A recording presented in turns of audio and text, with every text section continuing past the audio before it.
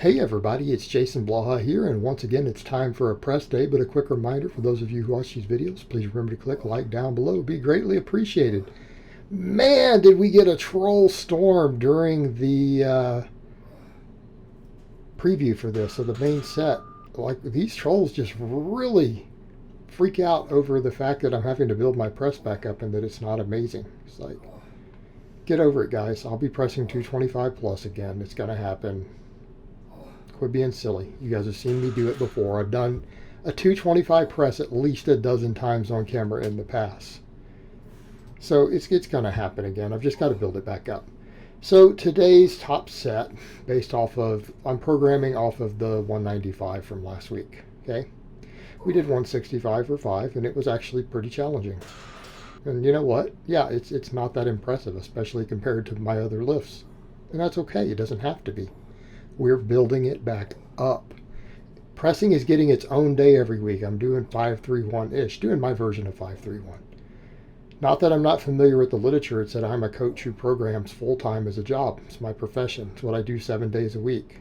I don't have to follow the exact programming of a system being given as a cookie cutter method to help people who don't have a coach.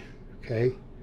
Just like my clients who come to me, I don't put them on a cookie cutter full body like I put out for free, even if they're novices. It's fine-tuned to their needs. I know how to program. It's not necessary. So when people are asking about resets and this and that, like, that's cookie cutter stuff for you guys who don't have Wendler as your coach. He's probably not going to do it exactly that way if you hire him. He's just giving you a way to work around it. So my back off work, 5x10, 60%, supersetted with chins. That's a 10 on chins. And I did 50 chins today also. And I'm supersetting all that, the pressing and the pulling. It's what I've been doing lately. It works well. It cuts down on time, and it still lets me get lots of metabolic fatigue. Now, people, again, who keep talking about the lockout. Guys, look, watch all 50 of the reps. All the 5x10. It looks the same. That's my joints. That's where they go. And I shouldn't have to keep explaining it, and I'm not going to bother anymore. I'm just going to block people for being stupid. I don't have time for it. I really don't. Let's talk about the training.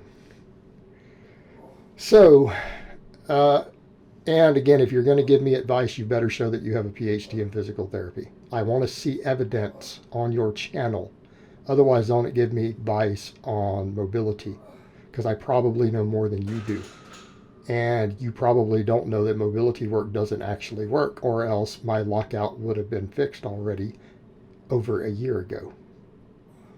Mobility work is largely bullshit. I still do it just because I'm hoping, because I'm stupid, and I hope it'll help me one day. It's worthless. Most experts agree. Mobility work is stupid. It doesn't work.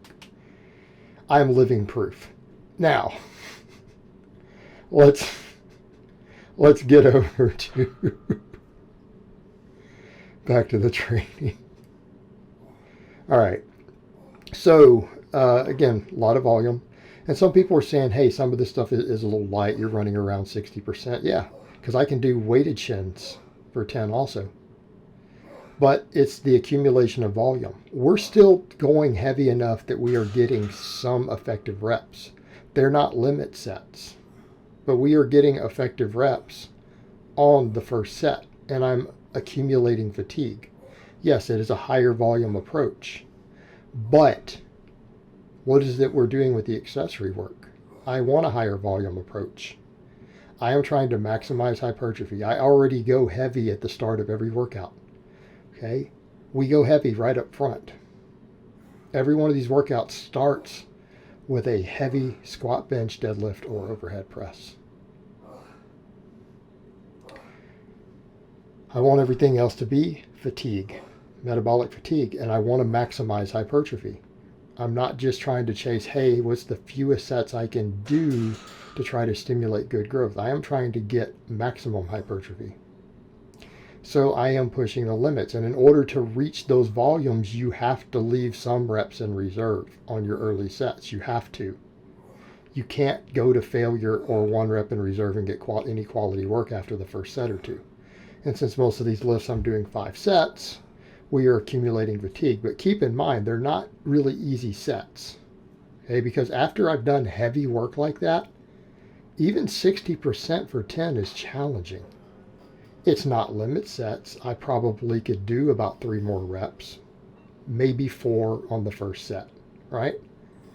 But if we get over to effective rep theory, we are hitting growth on the first set. And as the fatigue accumulates, that growth is getting more intense. But there is metabolic fatigue. I'm also training the other energy systems. I'm dragging my sled about 3 days a week right now again for longer distances. I'm not doing short drags. I'm doing plyometrics. So we are getting some extra explosive training. So I am training all of these systems. And then we get the heavy work. Okay, I'm training all these systems. But all of this supplemental work is intended to put more size on me. Even though I am slow cutting, and again, most people have acknowledged that. People saw me in the deadlift event. You guys have seen me shirtless. I've obviously lost a lot of body fat, and I'm going to continue to. And I'm going to focus very heavily on body composition because to be competitive, I need to be as thick and as lean as possible in my weight class. Right? And that's the goal.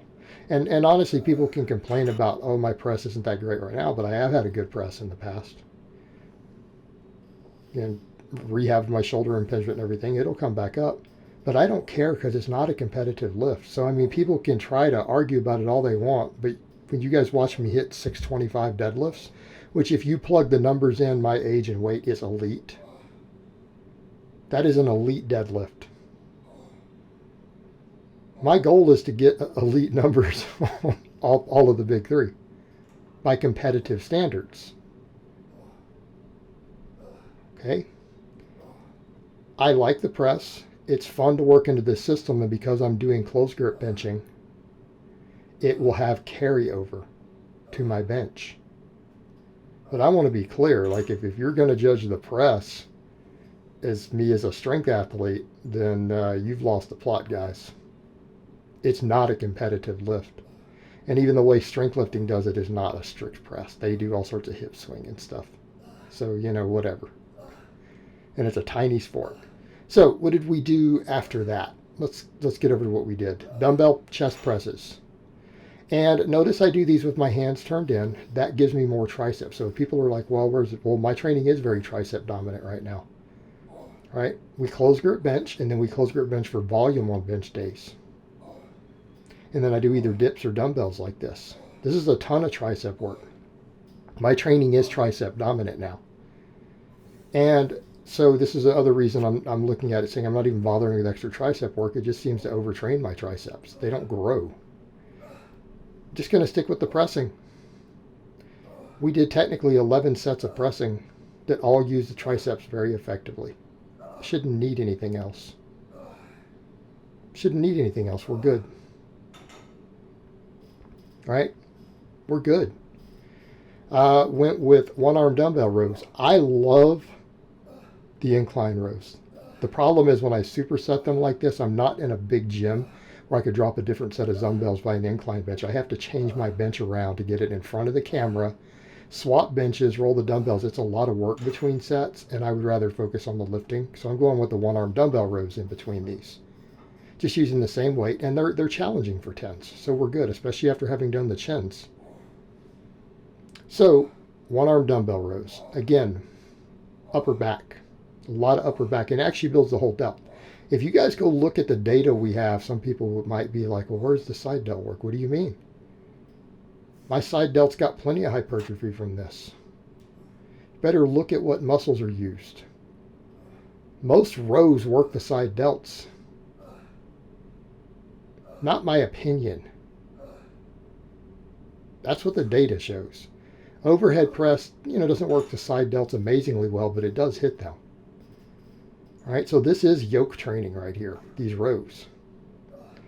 But it does hit the lats and everything. And I need all of that thicker for my benching.